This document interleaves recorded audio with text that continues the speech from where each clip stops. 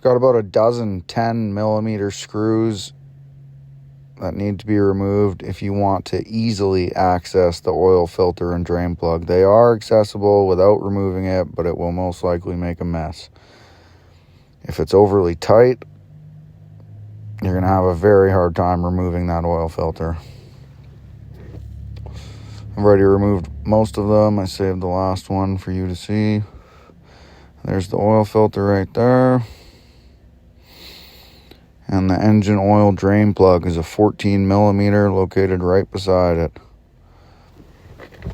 And then it takes 5 liters of oil to fill it. 4.7 liters to be exact.